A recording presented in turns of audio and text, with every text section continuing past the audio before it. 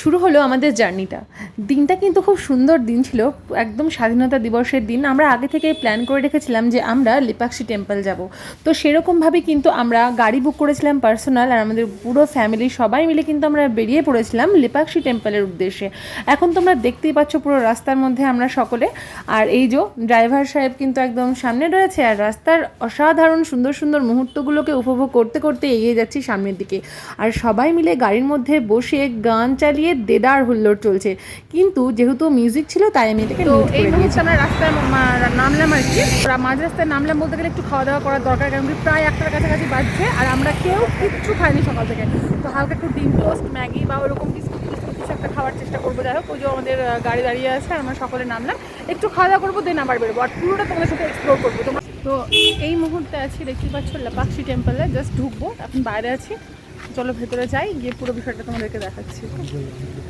মন্দিরের একদম বাইরেই কিন্তু আমরা রয়েছি। প্রচণ্ড ভিড় ছিল, যেহেতু স্বাধীনতা দিবসের দিন, সবারই ছুটির দিন, সবাই কিন্তু চলে এসেছিলো, মানে প্রচুর ভিড়টাই ছিল। তো যাই হোক, আমরা গুটি গুটি পাই কিন্তু মন্দিরের দিকে এগোচ্ছিলাম, আর তখনই দেখলাম দেখো কত মানুষের এখানে ভিড়। সবাই এখানেই জুতোটা খুলতে হয় আর কি, দিয়ে আমরা জুতো খুলে হাত পা ধুয়ে কিন্তু সামনের দিকে এগোচ্ছি। আমরা পেছনকার পথ দিয়ে কিন্তু ঢুকেছিলাম। কতটা সুন্দর জায়গাটা, আর অভ্যন্তরটা তো অসাধারণ। চলো তোমাদের পুরো বিষয়টা সুন্দরভাবে দেখানো যাক। মন্দিরের ইতিহাস সম্পর্কে বলতে গেলে লেপাক্ষী মন্দির, যেটা কিনা বীরভদ্র মন্দির নামেও কিন্তু পরিচিত, আর এটা 16 শতকে নির্মিত হয়েছিল অন্ধ্রপ্রদেশের একটি ঐতিহাসিক ও স্থাপত্যের বিস্ময়কর হিন্দু মন্দির, যা শিবের উগ্র অবতার বীরভদ্রকে কিন্তু উৎসর্গিত করে আর কি। এই স্থাপত্য শৈলীটা বিজয়নগর সাম্রাজ্যের, এবং এটি তার জটিল খোদাই। তো আমরা কিন্তু দেখো মন্দিরের ভেতরে কিন্তু অভ্যন্তরে প্রবেশ করছি, আর তার সাথে ইতিহাসের আরও কিছু জিনিস তোমাদেরকে জানাচ্ছি। সুন্দর চিত্রকর্ম এবং বিশেষ করে এর ঝুলন্ত স্তম্ভের জন্যই কিন্তু বিখ্যাত, যা মাটি স্পর্শ না করে বাতাসে ঝুলে থাকে। কিংবদন্তি অনুসারে লেপাক্ষী নামটি কিন্তু নারায়ণ এবং রামায়ণ থেকেই উদ্ভূত। আর সত্যি বলতে গেলে আমি তোমাদের আগে যেটা বললাম, 16 শতকের মন্দির, খুব সুন্দর সুন্দর স্থামের কাজ করা রয়েছে, আর এতটা নিখুঁত কাজ যা তোমরা দেখলেই বুঝতে পারবে। আর এখানে যে বিষয়টা সব থেকে বেশি মারাত্মক, ঝুলন্ত মানে তোমার স্তম্ভ রয়েছে, যার নিচ দিয়ে কিন্তু অনায়াসে কাপড় জামা পর্যন্ত ভেদ করে চলে যাবে, মানে মাটির সাথে কোনো টাচ নেই, তবুও কিন্তু এটা ঝুলন্ত অবস্থায় রয়েছে।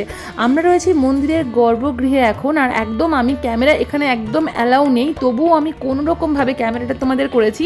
এই বীরভদ্র টেম্পলের কিন্তু বীরভদ্রকেই তোমরা এখন দেখছো।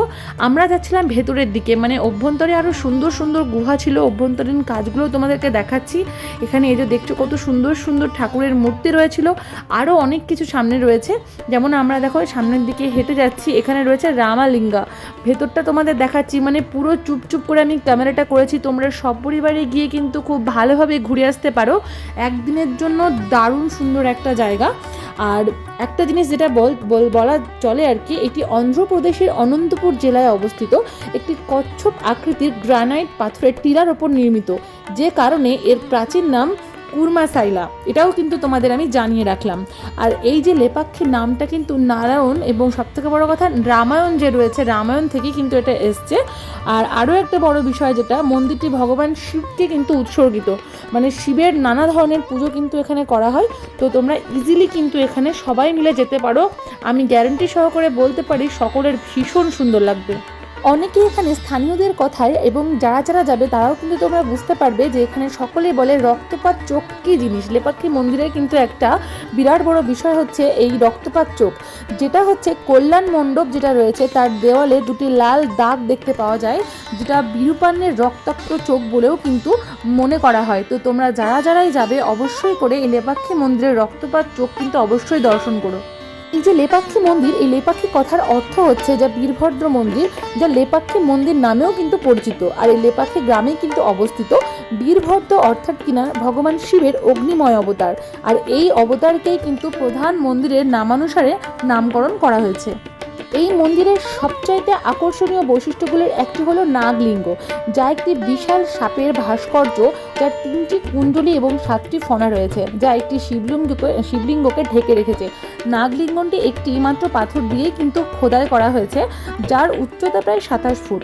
নাগালিঙ্গের পিছনে কিংবদন্তি হলো এই যে 2 ভাই বীরন্ন এবং বীরুরূপন্ন, যারা মন্দিরের প্রধান স্থপতি ছিলেন, দ্বারা ভাস্কর্য করা হয়েছিল, এবং তাদের মা দুপুরের খাবার তৈরি করার সময় নাগলিঙ্গনটি খোদাই করেছিলেন এবং মাত্র 1 ঘন্টার মধ্যেই এই কাজটি শেষ করেছিলেন, যেটা এখন তোমরা সকলেই কিন্তু ছবিতে দেখতে পাচ্ছ।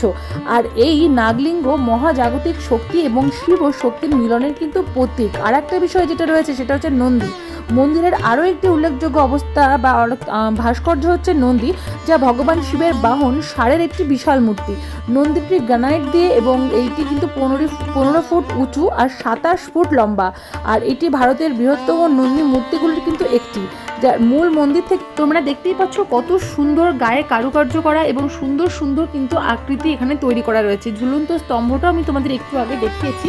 আরও একটি ব্যাপার যেটা রয়েছে ঝুলন্ত স্তম্ভের জন্য আর কি, মন্দিরের সবচেয়ে রহস্যময় একটি আকর্ষণগুলোর মধ্যে কিন্তু এই ঝুলন্ত স্তম্ভটাও রয়েছে, যা মাটি একদমই স্পর্শ করে না এবং বাতাসে ঝুলে থাকে। 70টি স্তম্ভের মধ্যে এটিও কিন্তু অন্যতম।